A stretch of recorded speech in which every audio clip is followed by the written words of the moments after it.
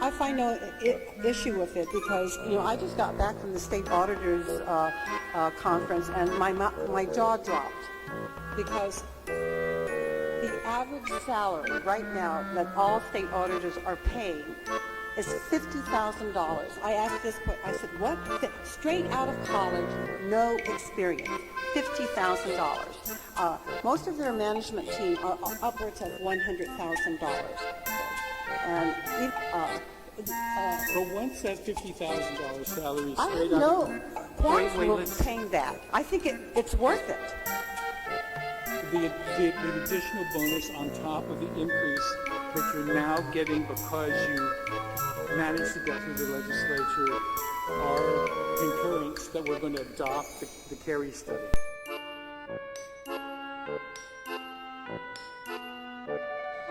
And for the office with the 10 employees that you have or whatever number you have, you need $60,000 for the certification or pay, or is that's in the event somebody else gets? No, that's already funded. That's already funded. That's already in our That's if you turn to the schedule, we're talking $60,264 is the certification pay for 1, 2, 3, 6 individuals.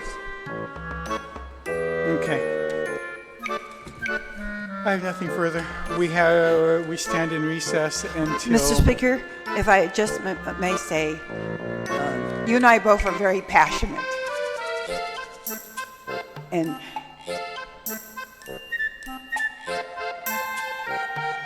I'll miss this exchange. Thank you.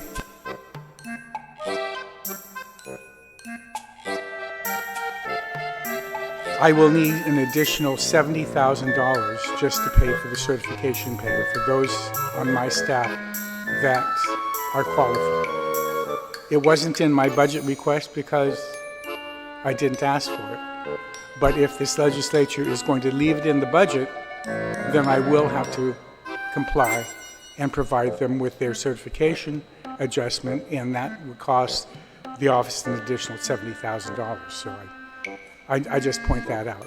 But I can't tell you how wonderful the 5 Auditor 3s that stepped up to take over the management team of the office has been, and how smoothly it has run since then. They've taken over, and I feel so bad that they can't get one. We can't reclassify 3 of them, 4 of them. I mean, because all promotions and increments were suspended during the fiscal year.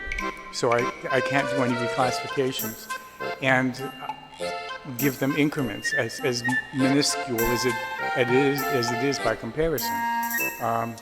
But it is the Office of Public Accountability, and we have to live within the law, and we will live within the law. And if it is provided to us, we'll provide it to them. If it's not, then we'll have to tell them that it's not going to be provided.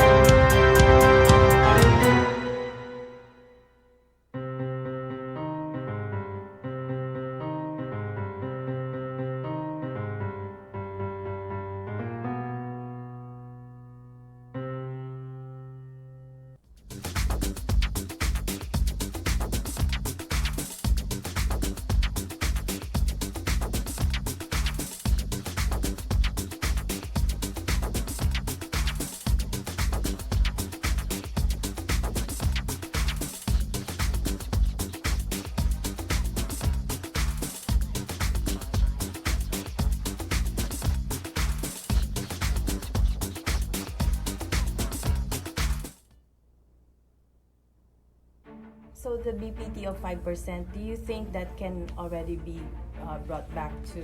I have made my 4%? position about that, and I have said that I don't want it rolled back. I'd like to see what fiscal year 2020 and fiscal year 2021 gives, because as a result of what has happened, we were able to actually also close the gap as a result of President Trump's Jobs Act legislation that took away about $68 million from our general fund. So those are the kinds of things that I am really looking at, Heidi, before, and like I have said, I have spoken to many business leaders also, and they are okay with the 5%. Will that stay at least until 2020, fiscal year 2021, so 2022, there might be a I would like consideration. for it to stay, and I'd like for it to stay forever. For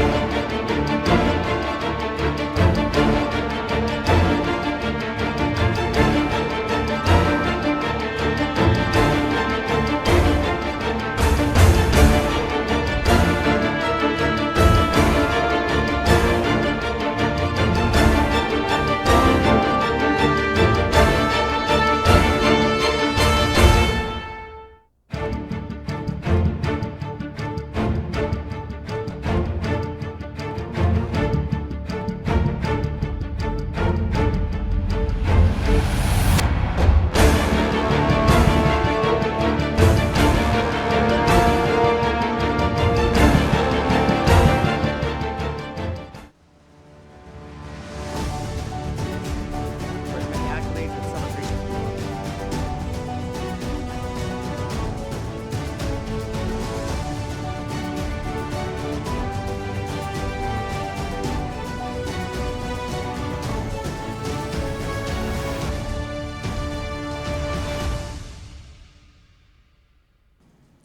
Buenas. Welcome to Kandit News. I'm Johnny Rosario. And I'm Troy Torres. It is September 28th, Saturday. Good morning to some of you, good evening to some of you, and good night to some of you. Not yet, though. Not yet. I mean, it's not going to be too short of a live cast because we have a few stories to go over, and we're sorry about the time. I fell asleep earlier. Okay. I took a nap. My merienda, okay, the truth is I woke up very late today. And then went to work here, and then took a merienda pretty late tonight. And that was around the time we were supposed to go live, and no one could wake me up. And I was snoring and probably ingesting dengue mosquitoes in this dengue-infested island. And we'll have a little bit of news on that soon. Let's start with... Share this Oh, live yes. cast Thanks. to your personal pages, to anywhere you want to. Don't forget, we are on YouTube at Kandit News Group, as well as our website. It is banging there. But there's so much traffic. Thank you, everybody. And that is at www.kandidnews.com. Hold on, guys. I need to sign into my... I guess I signed out of my... And guys, don't forget, on Sunday, hopefully the weather clears up, and even if it doesn't, come by and wash your car at 76 in Sinahanya from 9 to 3, I believe, and it's for a good cause. It's for Tossi's trip for volleyball. Yeah, and I just found out that I get to... I think my computer reset or something. I get to wash cars because I thought that there was a schedule conflict. I wasn't going to be able to. But I'm doing that whole... So come by if you want Troy to wash your car. I'm doing that Come whole... by. What is it called? Trench. Yeah. I'm doing that whole trench thing over at the Guam Raceway Park, the vroom vroom speeding cars place. Vroom, vroom. Except I won't be in a car. I will be on foot, in boots or something. And we're gonna make. I'm gonna make a sign that says, "You look fat," so he can run faster. And I will cut her. Okay. Would you rather have it say you look skinny? Because that's a lie. And we at Kandit don't lie. I'm just trying to buy time because I didn't Forgot his realize. No, password. on top of that, son of a... hoariness. Down, right there. I'm trying to bring you guys the magistrate's reports. Where the hell? Google.com news at Google. Okay.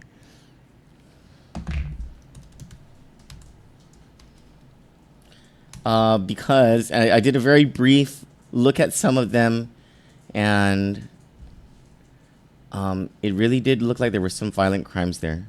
Were you able to see the magistrate's reports? Yeah, some guy. Let's start with that one. A guy named Paul Sablan was called to a home because he works for GTA Teleguam. And always there. Apparently always there in your bedroom to steal your jewelry. Yes. So he was charged. He was brought in by the police, questioned, and he says he had so many tickets that day he doesn't recall being there. Paul Stephen Regis Sablan, we can cast on my screen. Date of birth, March 28, 1974. Charged with theft of property as a third-degree felony and as a misdemeanor. This is the declaration of probable cause. Comes now Sean Brown. I guess that's a new prosecutor. He's reviewed GPD report number 1924280 by Officer P.J. Leon Guerrero, and this is what it sets forth. On or about August 23, police responded to a theft complaint in Dededo and met with the victim. Gaston told police, I just said the victim's name. Told police that on the same date, she had a GTA technician in her home named Paul Sablan, the defendant. She explained that defendant was in her home to fix internet service. Well, how about that? See, whenever IT&E comes in here to fix internet service, we offer them drink, grilled cheese sandwich, Anything. whatever. They always say no. They're always very tomorrow about it, even though they're not always tomorrow. And they're like, no, it's okay. And then I'm like, I'm just gonna step out. He's like, oh no, girl, don't leave me in here by myself. Yeah. No, I'm okay. Just do your thing, and I'll be. I'll follow you out. 100%, 100% we can trust them. Yes. Every time they've been here, or our other office, or any of our homes, they're Very extremely professional. trustworthy Yes. and professional. Oh yeah, you're right. We've given them the key to the office. You're right. Whenever we were too lazy to go to the offices ourselves, and they were like, "Are you guys going to be there at 9?" And we're like, "No, no." What time did you say? 8. You mean 8 at night, right? The IT has been very trustworthy. Kudos to the ladies and gents over there. But GTA, huh? GT Dan Tidinko A. The victim said she guided defendant to her spare bedroom where the router is located, and she left him spare bedroom. She's like a little rich, huh? And she left him alone in the room while she went to the kitchen to get a drink. She didn't even leave the house. Gaston told police that defendant was working from about 2:30 p.m. to about 3 p.m. Gaston explained that defendant left, and at about 3:20 p.m. she returned to her spare bedroom to find a piece of jewelry on the floor, which was suspicious to her because she keeps all her jewelry in a box. She said that she checked the jewelry box and noticed that a white gold bracelet worth about $1,000 and a yellow gold necklace worth about $500 were missing. That bracelet must have been packed with gold. $1,000? Gaston informed the police that defendant was left alone for periods of time in her home. Police interviewed defendant, who did not recall responding to Gaston's residence due to the number of tickets he responds to per day. Check everyone else's home then. Defendant eventually recalled going to her residence. Defendant said that he took several hours to fix the internet at Gaston's residence because it takes GTA a long time to fix things. Defendant admitted to police that he asked her for a drink while he was working in a bedroom and that he was left alone for several minutes. That's all it takes, guys. Defendant stated that he doesn't recall stealing anything. What is that? Sir, did you steal her necklace? I don't remember. I don't recall, sir. I don't recall. Member? Non-member. It's not funny that that her stuff was stolen. It's just, anyway, we're funny people. The next one, let's see, People versus Liz Sama. Oh, this one's a good one too. She is 19 years old. She's charged with aggravated assault as a third-degree felony, 2 counts, and criminal mischief as a misdemeanor. This is a story of just young stupidity, right? And getting drunk, and how you just shouldn't get drunk when you're that young. As a matter of fact, she's too young to get drunk, according to the laws. Jeremy Kemper, the prosecutor, gives his declaration of probable cause and says, on or about September 25, GPD was dispatched to the Palm Hotel. Where is that? In Tumuning, the Palm Hotel in Tumuning? I have no idea. Oh, Barragata. Oh, good times. Regarding an aggravated assault complaint. Upon arrival, police interviewed Ivy Austria, who stated that an individual later identified as Liz Samo had assaulted her and her coworker. With ER. Austria and ER stated that Samo, along with others, had been loitering around the side entrance to the hotel. When Samo and the others were approached and told to leave, Samo threw an alcohol container at the door, causing damage to the glass part of the hotel door. Samo then forced her way inside and grabbed a full coffee pot and threw it and hit ER, causing the pot to break and cutting ER's arm. Samo also threw other items and hit Austria in the head, causing bruising, swelling, and a laceration on Austria's forehead. In order to cause a laceration on a forehead, you have to that's got to be something pretty hard, right? Both Austria and ER were taken to GMH for their injuries. Samo was located and found to be in possession of a clear plastic bottle containing vodka. Now, first of all, if you're drinking vodka out of a container made from a clear plastic bottle, there is something wrong with you, okay? You need to visit Christine Calvo and get some tips about alcoholism. Or you can volunteer at the GPD training. Just like Christine Calvo did for their training. Happy Friday, folks. Saturday. Samo had bloodshot eyes and slurred speech. Samo admitted throwing a glass of Heineken at the door, and she was mixing her alcohol. Heine and plastic vodka, like PFAS. Samo admitted throwing a glass of Heineken at the door and breaking the door. Samo also admitted throwing the coffee pot at ER, but denied throwing anything at Austria. So she was like, yes, officer, I assaulted that Probably girl. said, and what? And what? I didn't hit that beep. This is so stupid. All right, next one is People versus Kesney Kesley Nachow.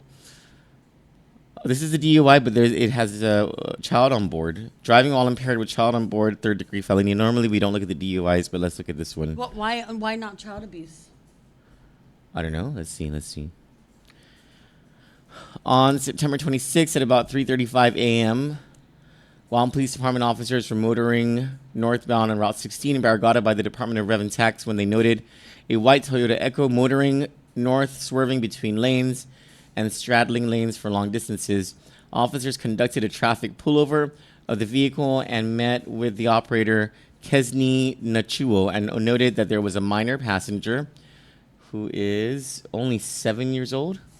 Yeah, only 7 years old, on the rear passenger seat. Officers noted that there was an odor of intoxicating beverage emitting from Kesney Nachuo, and he admitted to drinking a six-pack of beer. I think in male lying terms, that's 2 6-packs of beer, right? That's like when a guy says that he slept with 50 women, he really slept with 3. Would that be correct? When women say, "Oh, I only did 4." Liars. It's really 12. Liars. Well, I tell you about those weekly meetings with the devil. Kesney Nachuo agreed to submit to a standardized field sobriety test.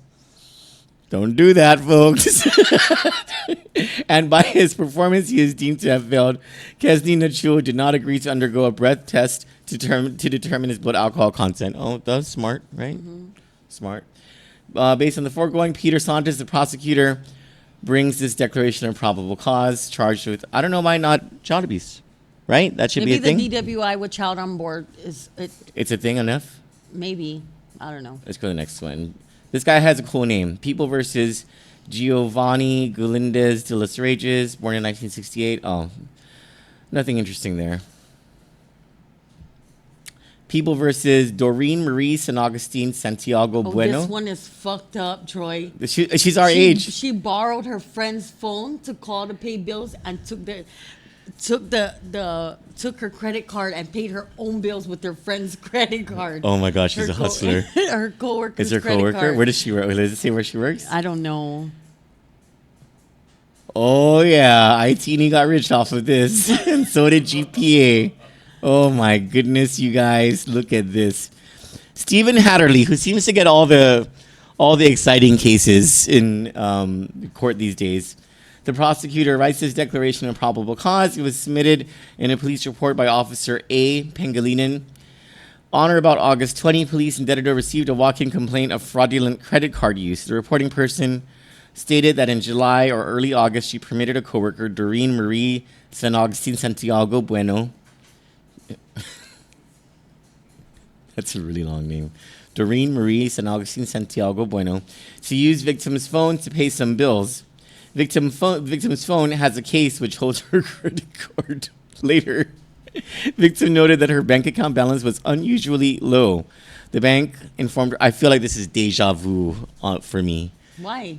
Because I remember a time when I checked my balance and my balance was unusually low from the thousands.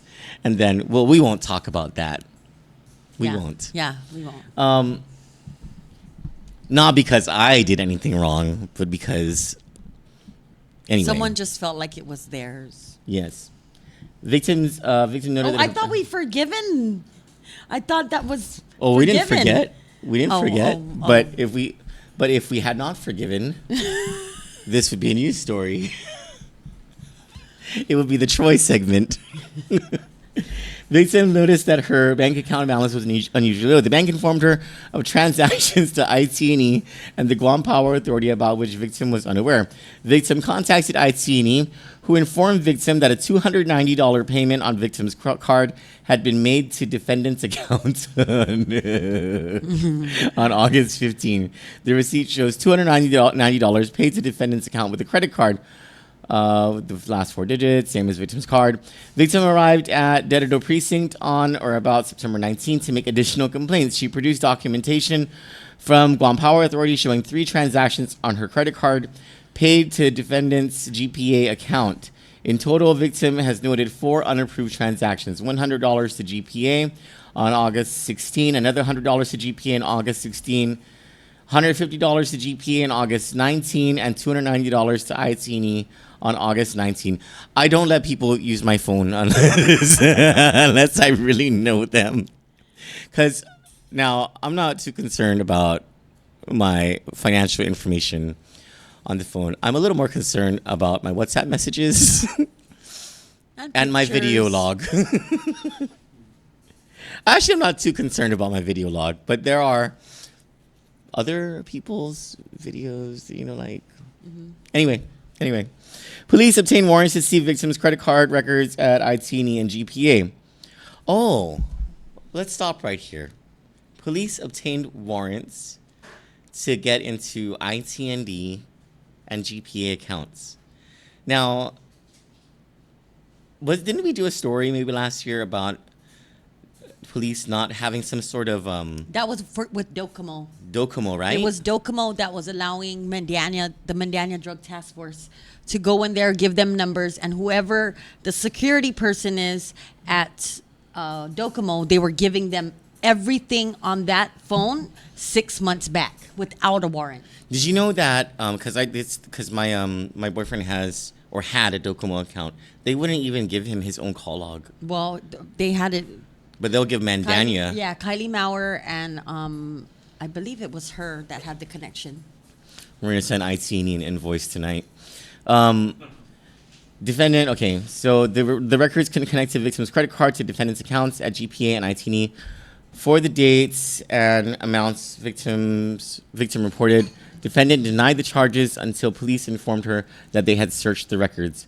Then defendant admitted to writing down victim's name, credit card number, expiration date, and 3-digit number on the back of the card when she borrowed victim's phone. She admitted to using the card to pay around $300 to ITNE and between $300 to $400 to GPA. I guess she didn't she didn't balance her checkbook on it because, well, it wasn't her money. She stated that she doesn't have enough money to pay the bills herself and that her family depends on her. I mean, what can you say, right? Mm-hmm. What can you say? sad situation. And I'm not gonna judge either one of them. People versus Honian. Oh, it's another DUI. Blah blah blah. People versus Kinson Salome. Assault as a misdemeanor, 2 counts, public drunkenness, and disorderly conduct. This person was born, and I say this person because I don't know if it's a girl or a guy, in 1997, making... She's 23. He's 23. 23 years old. That's around the age where you start to expect them to grow up, right? Maybe like a couple years later, and you think that, you know, you need to start getting your life together or whatever. So there's still hope for this person. Stephen Hatterley has this one on or about September 25 at 7:17 p.m. Police in Harmon responded to a report of 2 people fighting at Maxi Mart. When police arrived, they saw a person lying on top of Kinson Salome in the parking lot area. The person reported that he was holding down defendant until police arrived. The person reported that at about 7 p.m. that evening, while taking a flight of stairs to his apartment above Maxi Mart, defendant was standing by the gate area of the staircase. At the gate, defendant punched the person in the face for reasons unknown. The person's wife, Elizabeth Tettel. People are seeing it on the screen anyway, Troy. This is why it's important for us to write these stories out, because then we just blah, blah, blah, blah.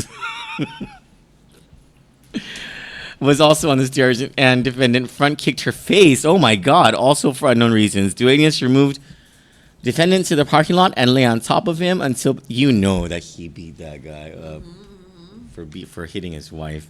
And you know what? Good for you, guy. You should beat him up. I mean, allegedly, hypothetically. Duenas had slight redness in the right cheek. Police noted that defendant's breath and person emitted an odor of an intoxicating beverage. Defendant's girlfriend, who was present, informed police the defendant was very drunk. Charged with 2 counts of assault as a misdemeanor, public drunkenness as a violation, and disorderly conduct as a violation. Well, damn. So that's what a 1013 is, That's at their home. right? This dude walked up to their home. Remember that night we were coming up here, and we were chit-chatting, and we're like, what's a 10, was it a 1014 or a 1013? I think And a it's 10... it was holding a person, holding the perpetrator.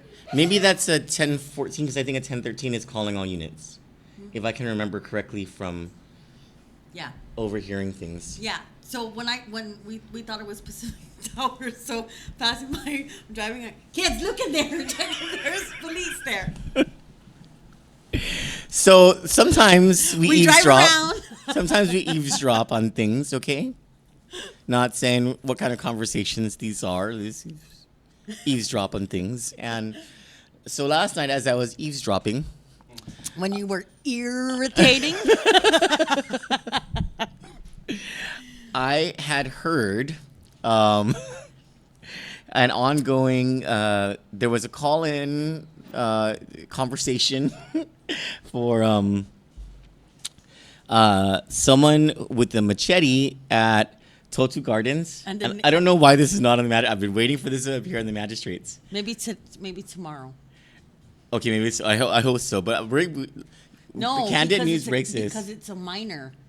Only one was a minor. Okay. Only one was a minor, and I don't know which one. So I'm just gonna freely. Are you sure it was a minor, or was it just the son? I don't know. It just said son. It was this is the one person, and then this is his son. So at Totu Gardens, a guy. They called him because a guy took a machete and hit the windshield of a van, a white Sienna, I think it was, and officers called it in, and then they said that they're in pursuit of a man named Boyfriend.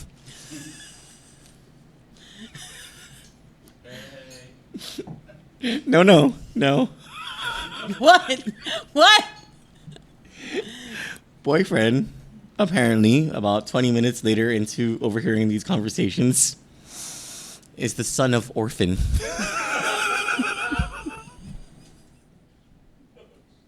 I'm not lying.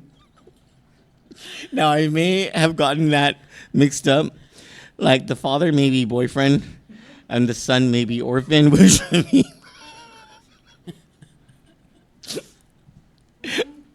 Dad, why'd you call me orphan? Because you're on your own, kid. When we come back, we have serious stories regarding Congressman Mike Nicholas, tax refunds, the dengue, blah, blah, blah. Something very surprising that we found out from Adelup today. The governor's a writer, prolific writer, and the airport, a startling story regarding Guam International Airport, and a very big cover-up.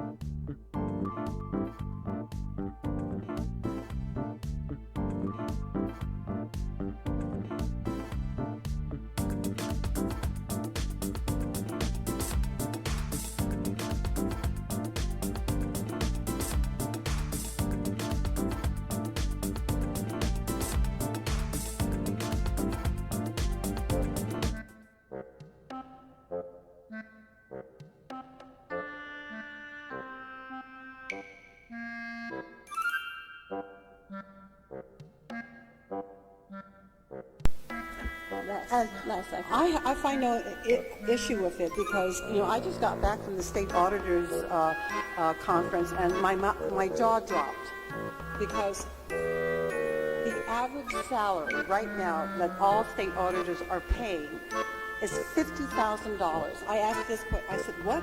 Straight out of college, no experience, $50,000. Most of their management team are upwards of $100,000. And But once that $50,000 salary is I straight have no up, qualms wait, with let's- paying that. I think it's worth it. the additional bonus on top of the increase that you're now getting because you managed to get through the legislature are concurrence that we're going to adopt the Kerry study.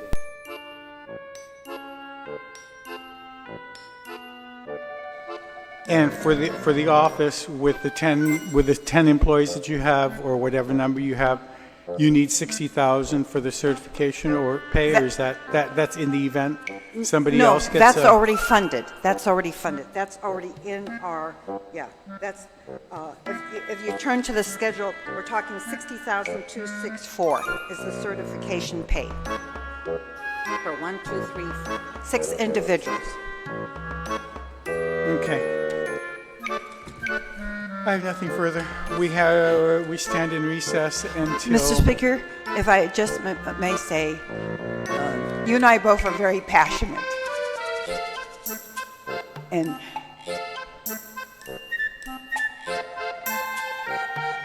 I'll miss this exchange. Thank you.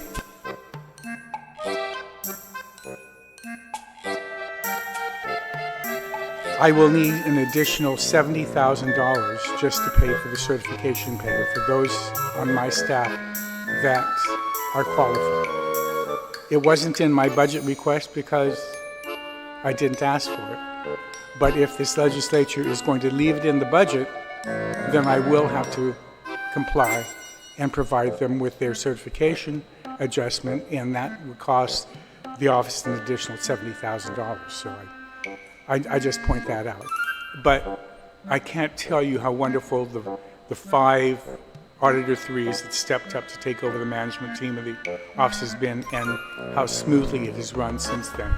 They've taken over, and I feel so bad that they can't get one. We can't reclassify 3 of them, 4 of them. I mean, because all promotions and increments were suspended during the fiscal year.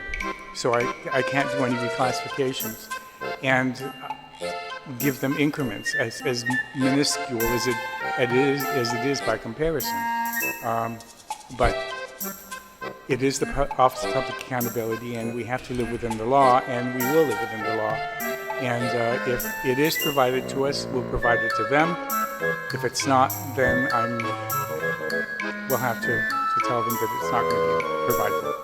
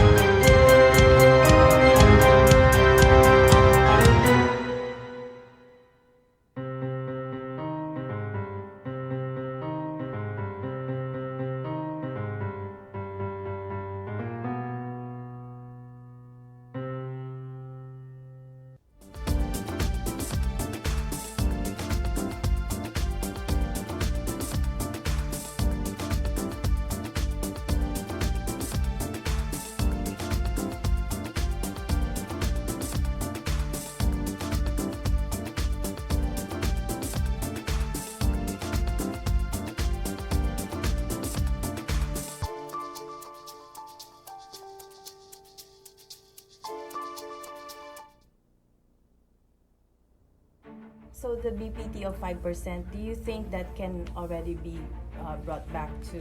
I have made my 4%? position about that, and I have said that I don't want it rolled back.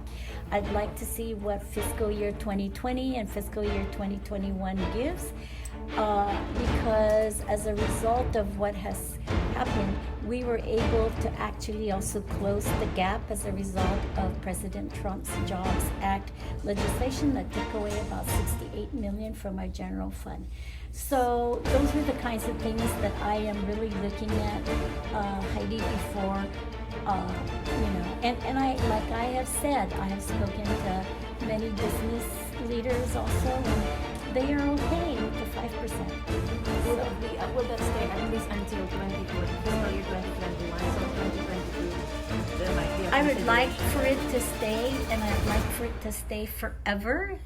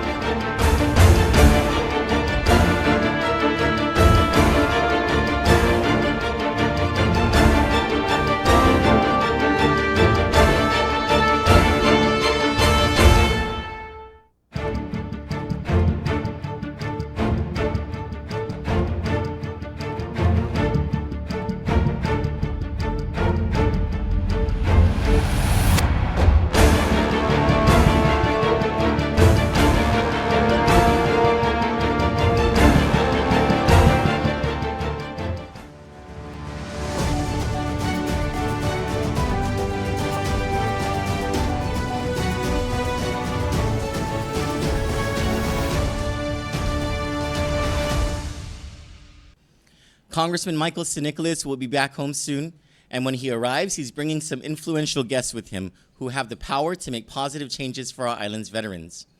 Mr. Nicholas will be hosting a congressional delegation, also known as a CODEL, sometime during the first week of October. Former Congresswoman Madeline Berdallo held several CODELs to Guam. However, most of them occurred during the winter season and were known as sunny vacation opportunities for many members of Congress to avoid the harsh climate in Washington, D.C. and their home states. Unlike the Berdallo CODELs, this fall trip is issue-driven. Mr. Nicholas is bringing the chairman and members of the powerful House Veterans Affairs Committee. According to a release from Congressman Mike Nicholas issued today, Nicholas is excited to announce the first congressional delegation to Guam during his term, hosting members of the Veterans Affairs Committee, including Chairman Mark Takano, planned for a date to be determined for the first week in October. Mr. Nicholas says, "We have been working closely with the chairman in the Congressional Asia Pacific American Caucus, or CAPAC, of which we are both members. We emphasize regularly the need to address the unique challenges to veteran services in our islands, and Chairman Takano has been graciously receptive.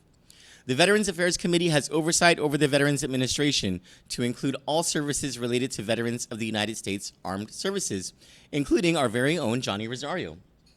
This is the first time on record for the Veterans Affairs Committee of the Congress to be visiting Guam, and while our time is limited, we will be maximizing it with visits to our veteran medical facilities and making the delegation available for a town hall for our veterans," the congressman said. "We are extremely excited and humbled to be able to bring this level of awareness directly to the committee, the chairman, and most importantly, our Guam veterans who await solutions for our patriotic community," the congressman concluded. The Guam Congressional Office is in the process of arranging venues and scheduling for the delegation and will publicly announce the visit date and town hall upon finalization. Can we go back to the white shot so we can have a discussion about this? I wanted to bounce this off of you because you're very emphatic about this whole issue of former Congressman Robert Underwood taking jabs at Congressman Mike Nicholas. Oh, yeah. And one of the things that Congressman Underwood kept saying about Congressman Nicholas is that he wouldn't meet in an open forum. But I distinctly remember him holding at least 2 town hall meetings since he's been in office. Can I just say this? Yeah. Robert Underwood is irrelevant. But that's just my personal opinion. I am used to people with where our lives are headed now. Mm-hmm. I'm very used to people coming at us about our past, about things that we're doing now, and instead of moving forward, they want to bring us backward. Mm-hmm. So everything that Michael Nicholas is doing, it's steps. And it's steps to move us forward. And I trust I trust in his leadership. Me too. Me too. Now, when I worked at the governor's office, there were tons of codels. And they almost always were between November and March or April. And it was because, we all knew that these congressmen, and they weren't from like one committee or they weren't here for one specific issue. They were on a junket. They were on a junket to Guam because it was just too damn cold in the States. Washington was too cold. They got this free trip. They were like, oh, let's visit paradise. So they come to Guam. They say nice things about Guam. It has helped in certain ways. But what Congressman St. Nicholas has been able to do far outshines what Congresswoman Bordallo did with these codels, and that is to bring an entire committee to this island that is issue-driven on veterans' issues. You know what scares me about this administration? Including Everything. No. Just the progress the congressman is making and just the things they are doing to sidestep him. Yeah. And it bothers me because it's gonna hamper our progress. Bad enough they question us here, right? The people from the United States of America. What more? Just a little nitpicking girl, high school. I think the high schoolers act more mature than these people. They do. We got footage from Southern High. So instead of I really hate. My blood is starting to boil because of this whole administrative thing and them dancing around and not giving straight answers and then hiring a spinner and all of that is starting to piss me off all over again. I'm not going to backhand you, but it's just maybe I'm not getting mad. Maybe I'm just getting frustrated because nothing is getting done. A lot of people are getting frustrated, Chelo. A lot of people. You're not the only one. You're not alone in this. And then it affects us because they want to report our page when we're only speaking the truth. Yeah. Well, they don't like the truth. They don't. People who do things wrong don't like the truth. They don't like it to be revealed. Yeah, but Congressman St. Nicholas, great job. Let's bring them home. Let's have a party. Let's barbecue. Let's do all the good stuff. Let's have some cotton candy so everybody can have some cotton candy. Rissa Delgado Castro says she's a 17-year veteran. She says MSN haters. They are. They are. Those people you're talking about. Julie Ann Pacagli Padua says Biba MSN. And Chris Wong says happy Saturday. Yeah, happy Saturday, everybody. And Deneen says happy Friday on my watch party. Let's go to our next story. As we reported several times this week, the administration has prepared and mailed all A-status tax refunds filed through April 15 today. Here is what the governor's office said about this today. With approximately 8,500 tax returns in the mail today, covering filers from April 1st through April 15th, the Leon Guerrero Tenorio administration has paid all Status A refunds for a total of $144 million fiscal year to date. This total is $29 million more than the same time last fiscal year and more than 2 weeks ahead of the court-ordered deadline of October 15, 2019. The increase in total refunds paid is attributed in part to nearly 4,000 additional returns processed as compared to last year. Also noteworthy is the amount of tax refund dollars paid from Section 30 funds is $10 million less than last year, allowing Section 30 money to be dedicated to other funding priorities. The Leon Guerrero Tenorio administration accomplished this goal through increased collection and enforcement efforts and effective cash management. Quote, today, Josh and I met our government's tax refund obligation to the people of Guam. While we are proud to have paid these refunds ahead of schedule, our goal is to do even better next year. I want to thank our fiscal discipline team and the men and women who work hard to get these refunds in the mail, said Governor Lou Leon Guerrero. I noticed you didn't thank taxpayers for paying their taxes in order for there to be a refund debt. Of course not. But the more extraordinarily bizarre thing about this news release from the Leon Guerrero Tenorio administration is their belief that they are paying tax refunds on time. Now, what they're talking about is a 6-month court deadline. They're not talking about what people who are owed this money consider as on time. Of course. Because waiting, and for those who filed in February and March, it's not 6 months. it's 8 months, it's 7 months. They've waited a long time for their tax refunds, and it's a good thing that these people are getting it.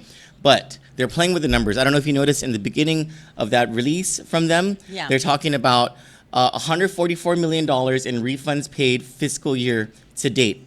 The fiscal year began October 1 last year. 3 months of the tax refunds that were paid, which was an extraordinary amount, was in the last 3 months of the Calvo administration, yet they didn't give any credit to former Governor Eddie Calvo. I'm the last person to give the guy credit. So if I'm saying you need to give credit to Governor Calvo, you need to give credit to Governor Calvo where credit is due.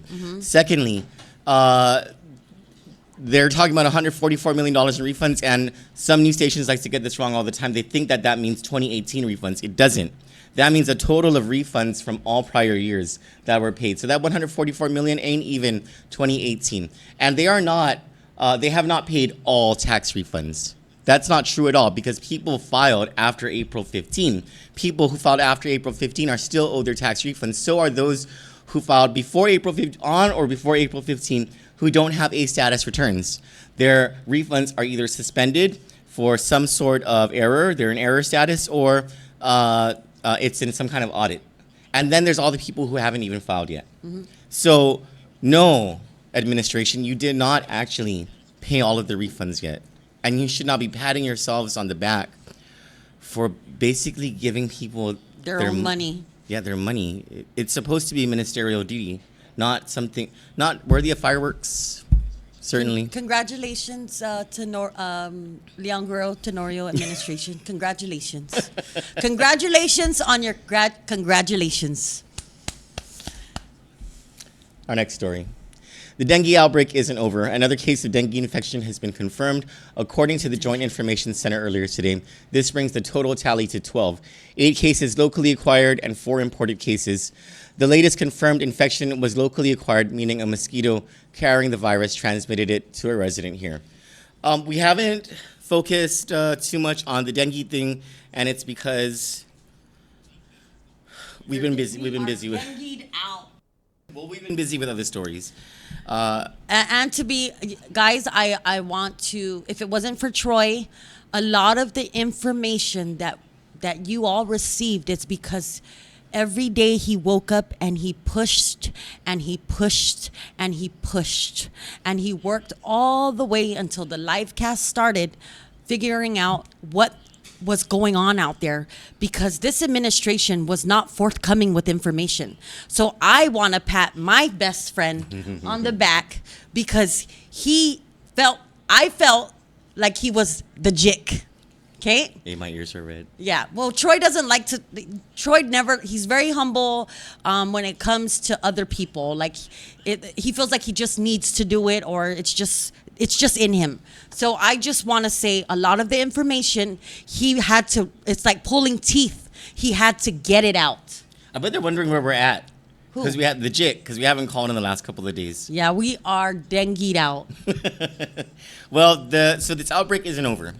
There's a confirmed case, and to be fair, the Department of Public Health did say that they anticipate more cases. But yeah. I really do hope. I thought that was another shirt.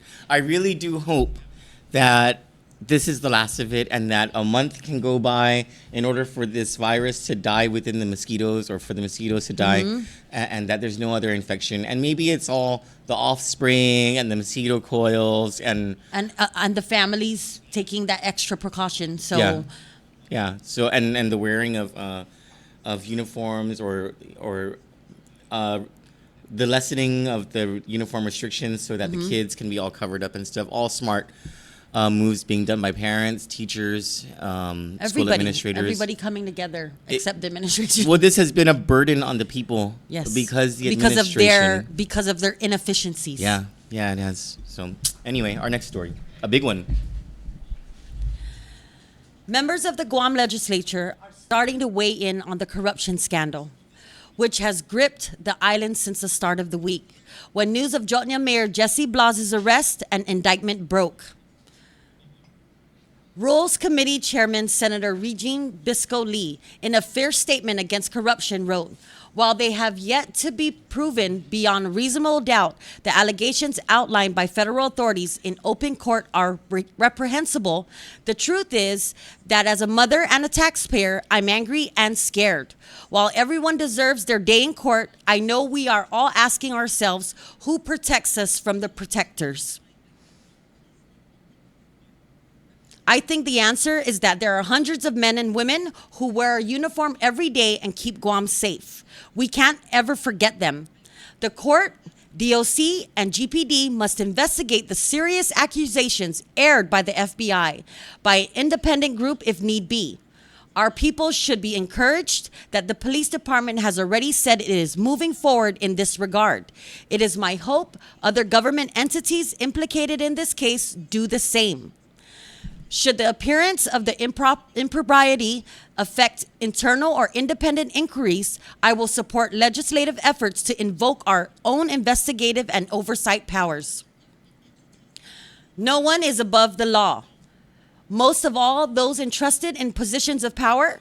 These instances need clear and decisive action from federal and local authorities. They do not need more politics. That doesn't mean the island's leaders will play no role.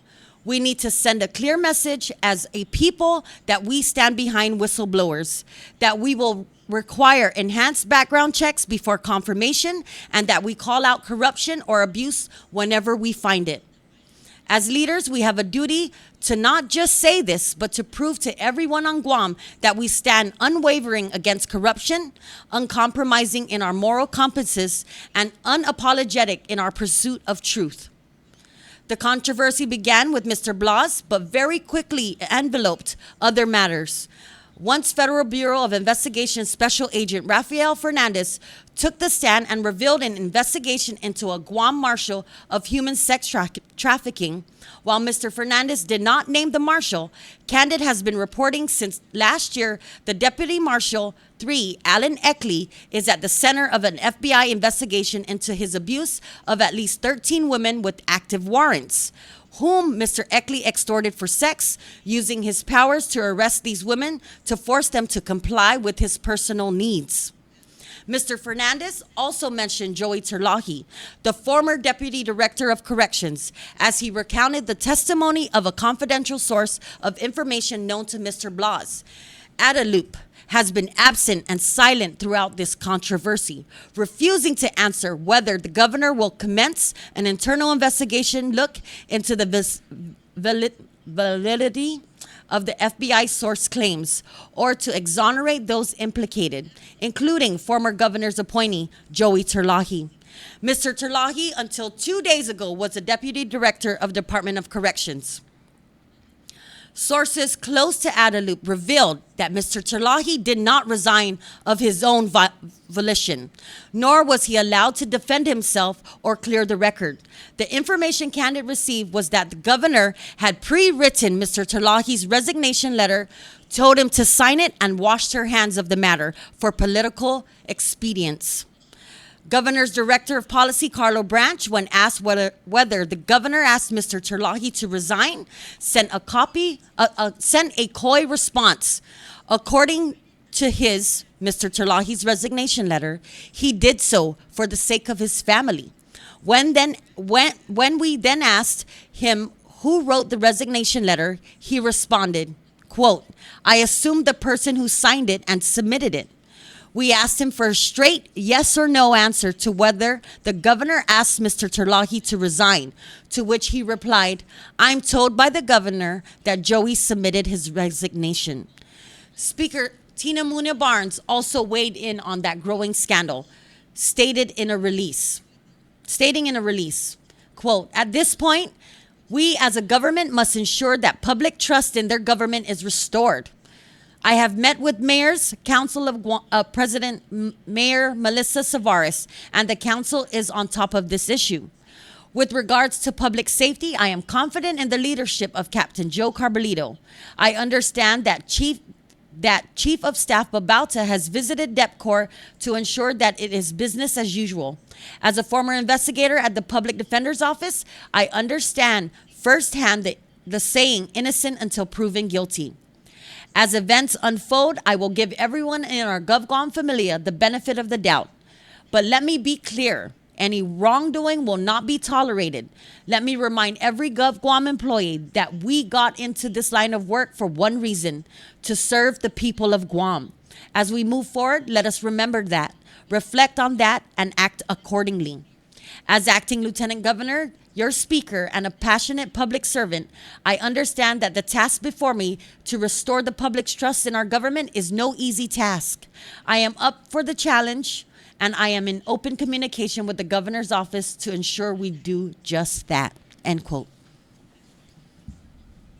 So to be fair to Senator Regine Lee, because normally we bash her.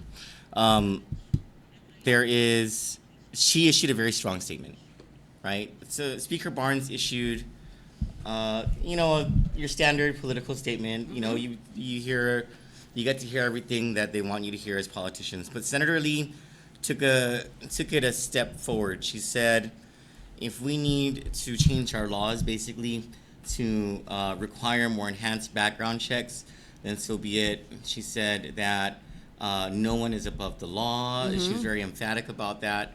But what I did appreciate about Speaker Barnes' statement was the statement, or was her understanding that people are innocent until proven guilty. And even in the news, when you only hear one side of the story, I don't want to talk about those things right and now. there's a second side of the story, then I want to talk about the information we received that it was the governor. oh yeah, let's get to that. Let's get to that. Fuck what they said. Okay. I really okay. don't care. You're talking about the resignation. I'm letter. talking about the middle part of this. Okay, Okay. let's hear it. So you mean to tell me that the governor, that man didn't walk in there and turn his that wasn't his decision. Well, according to the information that I got, no. That Joey Terlahi did not walk to the governor's office with a piece of paper that he had written that said, I hereby resign for the sake of my family or whatever. According to the information that we received from our sources at the governor's office, is that he was called there. He didn't know what for. Of course, the subject, right? But he didn't know that he was going to be asked to resign. He went into the governor's chambers. He was given this piece of paper. He was he was told to resign, and he resigned. He wasn't given an opportunity to defend himself. This does not surprise me. No, not at all. Not one bit. Yeah. This administration is so full of it. Yeah. I remember something about former Governor Eddie Calvo. He would go down fighting for his staff. He I really would. remember. Yeah, and maybe if there was evidence of actual Improprieties. and corruption or whatever. So far, the evidence against Mr. Terlahi is None. information from a confidential informant given to the FBI. So that if they enter it into a court proceeding, that testimony would be considered as evidence, right? But until then, it's not. But Mr. Fernandez did say that, did mention his name on the stand, and so you would think that based on that the governor, his boss, would give him an opportunity to clear his name, or at least to say something publicly, using the forum that they have. No, they just, because I guess the pressure was too much or something, they just got out of the kitchen. Wow. Wow. But I'm not surprised. I'm not surprised at this administration. Yeah. Benita Menglotnia. What's his name? Bobby Alvarez, All of Anne them. Marie Arceo, all of them being used as fall guys for decisions. So Julie Ann Pacagli Padua says, sadly, my village, but hey, they took themselves down. We, the people of Jordan, still stand strong for our village. I used to live there. Hi, Sophia. Carl Blas says, damn delusional administration, go shoot fireworks now to congratulate yourselves. Shaking my head. Guam flag. Rissa Delgado Castro says, liars, what's new? Shoot, I'm out with Lou and Josh. Thumbs down, cross out. As quick as you are in is as quick as you are out. No kidding. No, okay, this is just a total lack of leadership on the part of the administration. Are we ready for our next story? Yes. Some airport firefighters are sick from exposure to chemical contamination that their big boss tried to cover up. This is according to a whistleblower at the Guam Airport Authority who is accusing Executive Manager Tom Atta of forcing airport firefighters to lie to investigators. The whistleblower, who was threatened by Mr. Atta with adverse action for telling the truth about the pouring of a flame retardant used on airplanes known as polyfluoroalkyl substances, or PFAS, down an airport drain, spoke with Kandit News Group in an exclusive interview. This whistleblower said Tom Atta brought a container and told us to fill it with water and dump it down the drain for a staged photo that would reach the media, the whistleblower told us. He did this because he knew the media had gotten a hold of the story already, and he wanted all of us, and most of the crew was fire recruits at the time, to have this same story that we poured water from this container down the drain. In actuality, the whistleblower continued, when Ray Santos had us pour the chemicals, it was out of the real barrels, and it wasn't even near the drain. Mr. Santos is the assistant fire chief for the aircraft rescue firefighting ARF unit. The whistleblower, who asked that his identity be kept confidential, described that the firefighters would tip the heavy barrels over where they were stored, and the chemicals would flow to the drain. The distance from the storage area to the drain was described at about 15 meters. PFAS is toxic to human health. According to the U.S. Environmental Protection Agency, there is evidence that exposure to PFAS can lead to adverse health outcomes in humans. Their website lists findings that link PFAS contamination to low infant birth weights, effects on the immune system, cancer, and thyroid hormone disruption. According to the whistleblower, the firefighters now are showing symptoms from their exposure to the chemicals. Berman is the lawyer, referring to the law offices of Berman, O'Connor, and Mann at the Bank of Guam building. Governor Lulian Guro called the legislature into special session earlier this year to authorize and appropriate the funding to the Attorney General to pursue class action litigation against the manufacturers of PFAS for contamination of Guam's water. Attorney General Levin Camacho has since hired a team of 6 law firms specializing in environmental suits. Kandit asked Mr. Atta in an email copied to his public information officer, Rolanda Faasua Malie, whether Mr. Santos ordered the dumping of chemicals at the airport and whether he had knowledge of the dumping. We asked him if he brought barrels to the firefighters and instructed them to fill up and spill water from the barrels for a staged photo op to deceive the public and investigators. We also asked him whether he and Mr. Santos intimidated the firefighters and recruits to lie to investigators. Quote, when we had to answer questions in front of EPA, guess who was right there in the room watching each of us answer the questions? The whistleblower asked us. Tom Atta and Ray Santos, he responded. Quote, they fabricated the story and wanted all of us to go along with it, the whistleblower said. We didn't even know at the time that what we were doing wasn't right because it was our superior telling us to do it. All of a sudden, the executive manager is wheeling barrels to us and telling us what to say, and then we see it in the news. The whistleblower said that Mr. Atta even tried to force the whistleblower to recant the whistleblower's incident report. Quote, he called me into his office and I thought he was going to commend me for doing my job like I was told to do, but then he slid me this piece of paper saying there's an adverse action against me. I lawyered up right away and he took back everything. He wanted me to change what I wrote and I won't do that, unquote. Mr. Atta has not answered our questions. Adelup officials who are aware of the inquiry told Kandit tonight that they are trying to get answers from the airport as of press time, and up to now, no such answers have come. Listen, Kandit, we are very conspiracy people, right? But They are very affecting the people. yes, wait, Troy.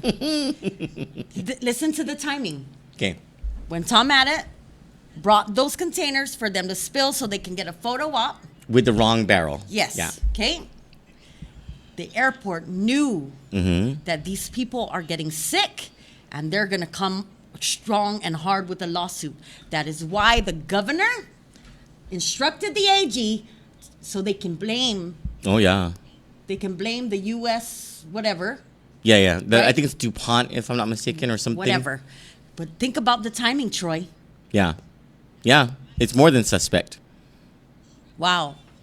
I believe that was, if I'm not mistaken, it was February or March. Good for you, buddy. Good for you. So we did get a phone call prior to the show starting. Oh, we did. Of someone who read the story on our website, www.kanditnews.com.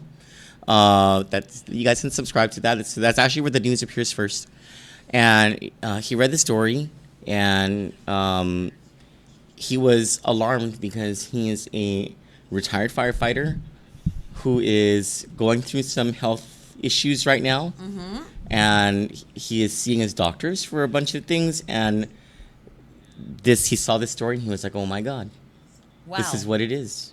Because he was part of that protocol by Ray Santos to pour the PFAS down the drain, meters from the drain, because the barrels are heavy. That's the whole point. And the source of information, or the whistleblower said, why would we carry the barrels from where they were When they all can the way just tip it. when they can just tip it? And so that's what Ray Santos had them do, just tip it, and so the chemicals would flow toward the drain, because that's how it's designed, right?